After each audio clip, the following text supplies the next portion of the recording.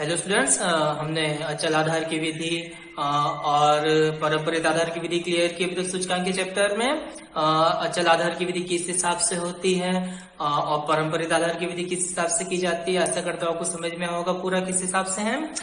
इस वीडियो में हम थोड़ा नया चैप्टर लेंगे, नया कॉन्सेप्ट लेंगे। अभी तक हमने जो अचल आधार की विधि और पारंपरिक आधार की विधि है वो एक भाव दिया रहता था, इस हिसाब से हमने निकाला है। आगे हम देखते हैं कि सर हमें अगर अचल आधार का जो सूचकांक है वो दे दिया गया हो, उस पर से डायरेक्टली मुझे पारंपरिक आधार की विधि, अगर पारंपरिक आधार मुझे निकालना तो किस हिसाब से होगा, अर्थात अचल आधार के सूचकांक से सीधा पारंपरिक आधार का सूचकांक निकालना और पारंपरिक आधार की विधि से सीधा अचल आधार का सूचकांक निकालना, वो किस हिसाब से किया जाता है हम इस वीडियो में देखेंगे। वीडियो शुरू करने से पहले आपसे एक कहना चाहूंगा कि जितने 12 के स्टूडेंट्स हैं उनके जो क्वेश्चंस और जो भी सॉल्यूशन है वो अच्छे से हो रहे हैं, अपग्रेड हो रहे हैं और अच्छे से हम इसे कर सके, इसलिए एक व्हाट्सएप ग्रुप हम बना रहे हैं। किस हिसाब से करना है उसको थोड़ा एक्सप्लेन कर दूं। व्हाट्सएप ग्रुप में हम जितने भी आपके स्टूडेंट्स हैं मुझे कांटेक्ट कीजिए, हम उसमें व्हाट्सएप ग्रुप में आपके नंबर ऐड करेंगे और जो अदर कॉन्सेप्ट है हम कॉल करके कॉन्फ्रेंस कॉल पे या फिर जो बेटर और वे हमें मिल सके उससे आप सॉल्व करने की कोशिश करेंगे, जिससे कि हमारे पास जो बुक्स के सॉल्यूशन है हम उसे भी अपग्रेड कर सके, यानी बुक्स के जो सवाल है उसे भी घर बैठे सॉल्यूशन कर सके। ठीक है, जितने भी आपके कॉन्टेक्ट में स्टूडेंट्स होंगे, 12 के स्टूडेंट्स होंगे, उनके मेरा व्हाट्सएप नंबर आपके पास ही है, मुझे कॉन्टेक्ट कीजिए, मैं उस ग्रुप में आपको ऐड कर दूंगा और आगे की जो स्टडी है, जो फ्यूचर की स्टडी है, 12 की स्टडी है, उसे और अच्छे से अपग्रेड करने की कोशिश करेंगे। घर पे बैठे हम नॉर्मली करते ही जा रहे हैं, वीडियो के थ्रू एक और पहल करने की कोशिश कर रहे हैं ताकि आपके जो कॉन्सेप्ट है हम और अच्छे से अपग्रेड कर सके उसे। ठीक है, चलिए वीडियो स्टार्ट करते हैं। तो जैसा कि आप ऊपर देख रहे हो सूचकांक का चैप्टर, इस वीडियो में हम देख रहे हैं कि अचल आधार के सूचकांक से पारंपरिक आधार का सूचकांक किस हिसाब से किया जाता है। देखते हैं कि परिवर्तन वाले सवाल, ठीक है, इन सवाल को हम नाम देते हैं परिवर्तन वाले सवाल। किससे डायरेक्टली परिवर्तन मुझे करना है तो किस हिसाब से। परिवर्तन वाले सवाल दो प्रकार से होते हैं। सबसे पहले हमारे पास है अचल आधार के सूचकांक का पारंपरिक के सूचकांक में परिवर्तन, अर्थात कि मुझे अचल आधार का सूचकांक आंसर दिया होगा, मुझे उसे चेंज करना है पारंपरिक के सूचकांक में। और दूसरा हमारे पास रहता है कि सब पारंपरिक आधार का सूचकांक हमें दिया रहेगा, उसे हमें परिवर्तित करना है अचल आधार के सूचकांक में। तो इनके सूत्र क्या होते हैं, किस हिसाब से इसे किया जाता है, हम इसे देखते हैं। ठीक है, फिलहाल इस वीडियो में हम सिर्फ अचल आधार का जो सूचकांक होता है उसे पारंपरिक आधार के सूचकांक में किस हिसाब से परिवर्तित किया जाता है वो देखते हैं। उसका एक सूत्र है, नॉर्मली सूत्र है, इसमें कोई हार्ड सवाल नहीं मिलेगा आपको। सूत्र आपको दिख रहा होगा स्क्रीन पे, किस हिसाब से है वही कॉमन सूत्र, बेसिक सूत्र, चालू वर्ष का मूल्य बटे में गत वर्ष का मूल्य इंटू 100। ठीक है, P1/P0 इंटू 100, यही सूत्र है, कुछ हार्ड नहीं। क्योंकि मुझे अचल आधार तो देके रखा है, मुझे उसको चेंज किस में करना है, पारंपरिक। पारंपरिक का मतलब क्या हो जाता है, परंपरा, इससे इसमें भी सूत्र चेंज होंगे नहीं। ठीक है, ऊपर आप एक सवाल देख सकते हो किस हिसाब से, लेकिन सवाल समझाने से पहले सवाल किस हिसाब से दिया है उस पर अच्छे से कंसंट्रेशन रखिएगा, क्योंकि इसमें बहुत सारे स्टूडेंट गलती करके आ जाते हैं।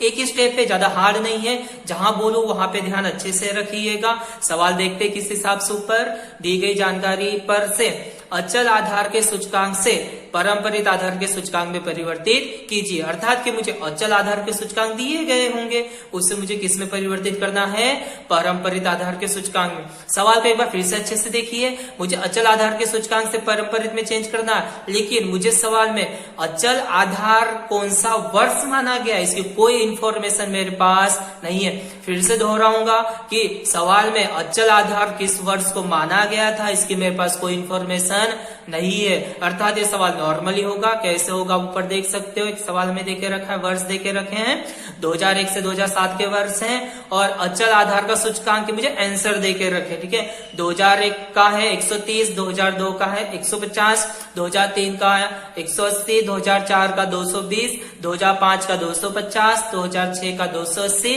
और 2007 का 300। ठीक है, आपको बताइए मुझे सवाल अगर सॉल्व करना है तो क्या करना पड़ेगा, एक अलग से कॉलम बनाना पड़ेगा, पारंपरिक आधार का सूचकांक। ठीक है, हमने कॉलम बना लिया अलग से। नॉर्मली विधि है, मुझे अचल दिया हो या भाव दिया हो, मुझे निकालना क्या है, परंपरित यानी परंपरा ही निभानी है। अर्थात कि चालू वर्ष का मूल्य बटे में गत वर्ष का मूल्य इंटू 100, वही सूत्र फॉलो होगा इसके अंदर। जैसे कि आप ऊपर स्क्रीन में देख सकते हो, चालू वर्ष मेरा है 2001 जिसका मूल्य है 130। मुझे पिछला वर्ष क्या था कोई इंफॉर्मेशन सवाल में नहीं थी, अर्थात नॉर्मली ही चलेगा। अर्थात कि मेरा 2001 का जो वर्ष है वही मेरा गत वर्ष भी माना जाएगा, वही मेरा चालू वर्ष भी है। ठीक है, अर्थात 130 बटे में 130 इंटू 100। अगर इसको सॉल्व करते हैं तो मेरे पास आंसर कितने आ जाता है 100। सिर्फ ये जो स्टार्टिंग का साल रहता है इससे में कॉन्सेंट्रेशन रखिएगा, इससे में बहुत सारे स्टूडेंट गलती करके आते हैं। ठीक है, अगला मेरा साल है चालू वर्ष है 2002 और 2002 का मूल्य है मेरे पास 150। हमने इसे कलर इंडिकेट भी कर दिया है, चालू वर्ष का मूल्य ब्लू कलर दिखा रहा है हमें जो 150 है। तो अब मेरे पास गत वर्ष का मूल्य कौन सा हो जाता है 130, अर्थात कि 2001 का साल। ठीक है, परंपरा निभानी है, नॉर्मली चालू वर्ष का मूल्य बटे में गत वर्ष का मूल्य, अर्थात 150 बटे में 130 इंटू 100। ठीक है, अगर इसको सॉल्व करता हूं तो मेरे पास आंसर आ जाता है 115.38। ठीक है, नॉर्मली परंपरा निभानी है, वही कॉन्सेप्ट है। ठीक है, कोई हार्ड नहीं है। अगला हम देखते हैं, अगला मेरे पास चालू वर्ष है 2003 का वर्ष। ठीक है, अगर चालू वर्ष 2003 है तो मेरे पास गत वर्ष क्या बन जाता है 2002। ठीक है, नॉर्मली कौन से वही सूत्र फॉलो करते हैं, चालू वर्ष का मूल्य बटे में गत वर्ष का मूल्य अपॉन इंटू 100। सॉरी, ठीक है, तो मेरे पास है कि 180 बटे में 150 इंटू 100। अगर इसको सॉल्व करते हैं तो मेरे पास आंसर आ जाता है 120। ठीक है, नॉर्मली है क्योंकि अचल आधार दिया है मुझे, लेकिन कन्वर्ट करना परंपरित आधार की विधि में। ठीक है, परंपरित का सूचकांक, लेकिन परंपरा है तो परंपरा ही निभाते हैं, गत वर्ष ही आएगा इसके अंदर। ठीक है, नॉर्मली सूत्र वही सूत्र है, कोई नया सूत्र नहीं इसके अंदर। ठीक है, एक बार वीडियो स्टॉप कर लीजिए और जो अदर आंसर्स उसे सॉल्व करने का ट्राई कीजिए। नेक्स्ट स्लाइड में हम आपको आंसर भी दिखाते हैं कि सबके आंसर क्या होंगे। एक बार अपने आंसर एक बार मैच कर लीजिएगा किस हिसाब से क्या नहीं। ठीक है, आशा करता हूं कि आपको समझ में आ रहा होगा किस हिसाब से हमें सॉल्यूशन करना है इसके अंदर। एक और सवाल लेते हैं जो डाउटफुल सवाल है। ठीक है, उसे हमें कैसे करना है। ठीक है, जैसे आप ऊपर स्क्रीन में देख सकते हो, सब दूसरा सवाल हमने लेके रखा हुआ है।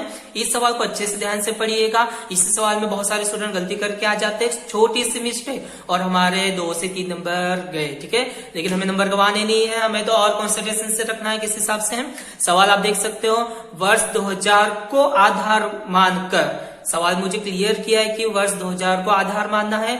जानकारी दी गई होगी जिसके आधार से मुझे पारंपरिक सूचकांक में परिवर्तित करना, यानी मुझे इस सवाल में आधार वर्ष दे दिया है सर 2000 का वर्ष। ठीक है, नेक्स्ट स्लाइड में आप सवाल भी देख सकते हैं किस हिसाब से, वही पुराना सवाल मैंने लिया है ताकि आपका डाउट जो अच्छे से क्लियर कर सकते हैं। कोई नया सवाल नहीं मेरे पास, 2001 से लेकर 2007 तक का वर्ष है और वही मूल्य है जो हमने पहले सवाल में लिया था। लेकिन इसमें नया क्या है, हमें आधार बोला गया 2000 का वर्ष। ठीक है, पहले सवाल में ऐसा हमें कुछ बोला गया नहीं था, तो पहला सवाल में नॉर्मली किया था, तो सर इसमें 2000 वर्ष का आधार बोला गया है, तो ये सवाल कैसे होगा। ठीक है, कुछ इतना हार्ड नहीं है। सवाल सॉल्यूशन करने के लिए मुझे एक नया कॉलम फिर से बनाना पड़ेगा, पारंपरिक आधार का सूचकांक। जैसे कि ऊपर देख सकते हो, आधार है मेरे पास 2000 का वर्ष और मेरा चालू वर्ष है 2001 का वर्ष।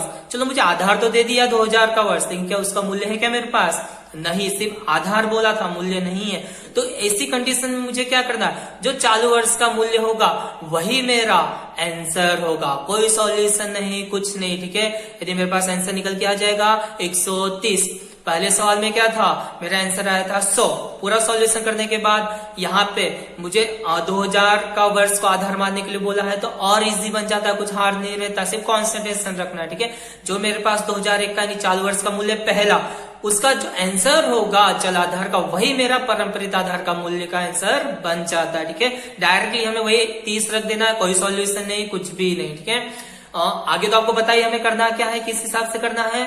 अगला चालू वर्ष मेरे पास 2002 का वर्ष जो 150 है, और गत वर्ष मेरा बन जाता है 2001 का वर्ष। परंपरा है, परंपरा निभानी है, अर्थात चालू वर्ष का मूल्य बटे में गत वर्ष का मूल्य इंटू 100। ठीक है, 150 बटे में 130 इंटू 100। अगर इसको हम सॉल्व करते हैं तो वही आंसर आ जाता है 115.38। ठीक है, आगे आपको बताना है किस हिसाब से सवाल करना है, पुराना ही सवाल है, कुछ नया आंकड़ा हमने इसमें लिया नहीं है। सिर्फ स्टार्टिंग में भी ध्यान रखना है कि सवाल किस हिसाब से दिया गया था और सवाल सॉल्व किस हिसाब से करना है, 2001 के वर्ष में ध्यान रखिएगा। ठीक है, वही सेम सवाल है, वही सब आंसर से एक बार मैच कर लीजिएगा फिर से, लेकिन कॉन्सेंट्रेशन रखिएगा कि अगर मुझे अचल आधार से पारंपरिक आधार की विधि में सॉल्व करना है तो 2 तरीके से किए जाते हैं। इन दोनों तरीके हमने इस वीडियो में क्लियर किए, किस हिसाब से क्या नहीं। आशा करता हूँ कि आपको कॉन्सेप्ट समझ में आए होंगे। ठीक है, एक बार सॉल्यूशन अच्छे से कीजिएगा। जाते जाते एक होमवर्क देने की कोशिश करूंगा। सवाल एक बार आप स्क्रीन में देख सकते हो किस हिसाब से है। इसमें हमें 2000 को आधार मानकर पारंपरिक में परिवर्तित करना है। ठीक है, सवाल अच्छे से देखिएगा किस हिसाब से है। इसका सॉल्यूशन कीजिए घर पे अच्छे से, किस हिसाब से आंसर मुझे आप व्हाट्सएप कर सकते हो, एक बार मैं चेक कर लूंगा किस हिसाब से है। ठीक है, और जो अदर स्टूडेंट्स है आपके कांटेक्ट में उन्हें भी इन्फॉर्म कीजिए। हम एक व्हाट्सएप ग्रुप बना रहे हैं, उसके अंदर और अच्छे से इसको अपग्रेड कर सकते हैं। बुक के क्वेश्चन भी हम अच्छे से सॉल्व कर सकते हैं। हमने एक तरीका किया हुआ है, उसके अंदर हम देखते हैं किस हिसाब से हम और अपग्रेड करने के क्वेश्चन। आशा करता हूँ कि आपको सवाल समझ में आ रहे होंगे। और जैसे कि लॉकडाउन है, लॉकडाउन में जितना हमारा समय वेस्ट हो रहा है उसका हम अच्छे से उपयोग कर सके। ठीक है, अपने फ्यूचर को अच्छे से बेटर बना सके। इसलिए जितने भी आपके फ्रेंड सर्कल में जितने भी 12 के स्टूडेंट्स होंगे उनसे कांटेक्ट कीजिए। ठीक है, ग्रुप बनाइए, उसके अंदर हम और अच्छे से अपग्रेड वाइज सॉल्यूशन कर सकते हैं। ठीक है, ठीक, धन्यवाद। वीडियो को सब्सक्राइब कीजिए, वीडियो को लाइक कीजिए, सब्सक्राइब कीजिए, हमारे चैनल को शेयर कीजिए। धन्यवाद। तो जैसा कि आप ऊपर देख रहे हो सूचकांक का चैप्टर